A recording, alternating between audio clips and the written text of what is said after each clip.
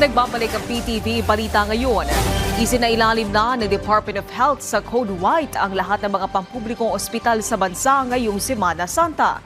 Pagtitiyak ni Health Secretary Ted Herbosa, nakahanda ang kanilang mga pasilidad at health personnel para tumugon sa mga medical emergencies, injuries at iba pang insidente na may kaugnayan sa mahal na araw. Samantala, pinaalalahanan naman ng DOH sa mga commuter na maging alerto kasabay na nararanasang matinding init ng panahon.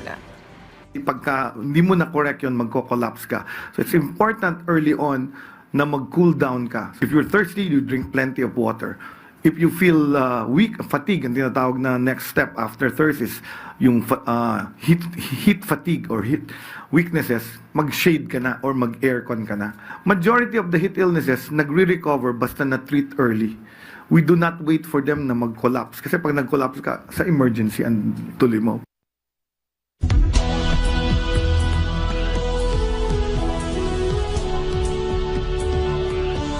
Formal nang sinampahan ng disqualification cases sa Commission on Elections ang ilang kandidato na idinadawit umano sa pamimili ng boto at maling paggamit ng pondo ng bayan sa Aklan.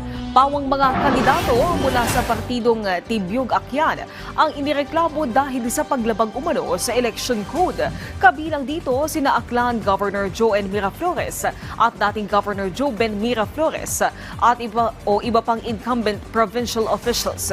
Matatanda ang inirereklamo ang ilang kandidato dahil sa paggamit umano ng sasakyan, gas voucher at ilang mga empleyado ng Kapitolyo sa idinaos na motorcade noong March 28. Wala pang pahayag ang kampo ng gobernador. Samantala, alamin natin ang ibang balita sa PTV Davao mula kay Jay Lagang.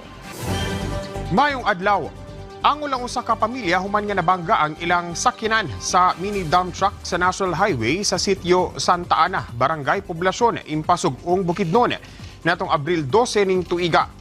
Nasayrang nakatagpilaw ang driver sa sakyanan.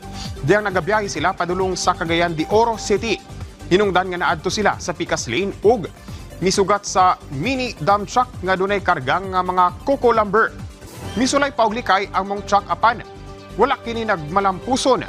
Hinungdan ning girespondihan sa mga otoridad ang mga angol ug gidala sa pinakaduol nga balay Tambalanan. Anasab sa kustudiya sa Impasugong Municipal Police Station ang driver sa mini dump truck samtang nagapaalim pa ang nakabangga nga driver sa private car. Gi-turn over sa mga local government units sa Isabela ug Lamitan City ug mga munisipalidad sa Tuburan, Akbar, Sumisip, Maluso, Lantawan, Tabuan, Lasa ug Hadji Mutamad sa Basilan ang kapinsay sinta ka loose firearms ngadto sa 101st Infantry Brigade natong Abril 9 ning tuiga. Ilawom kini sa Small Arms and Light Weapons Management Program nga gipaygayon sa Barangay Tabyawan, Isabela City. Sumala sa 101st Infantry Brigade among inisyatibo kabahin sa normalization track sa Comprehensive Agreement on the Bangsamoro Concab nga giimplementar kauban ang probinsya ng gobyerno sa Basilan ug mga national peace agencies. Sukad Marso tuig 2024 kapin 320 mga high ug low powered firearms ang na-recover ug nakatakdang ipailawom sa demilitarization. Kini nga demilitarization himuon subay sa pagdeklara sa Basilan isip ESG-free province. Nato March 2, 2024 una na nga gipailawom sa demilitarization ang 550 ka mga armas sa pagpanguna mismo ni Presidente Ferdinand Marcos Jr.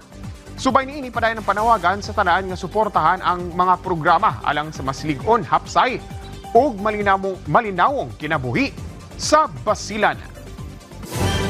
Ug mo kadto ang mga nagunang balita dinhi sa PTV Davao. Ako si Jay Lagang. Mayong adlaw.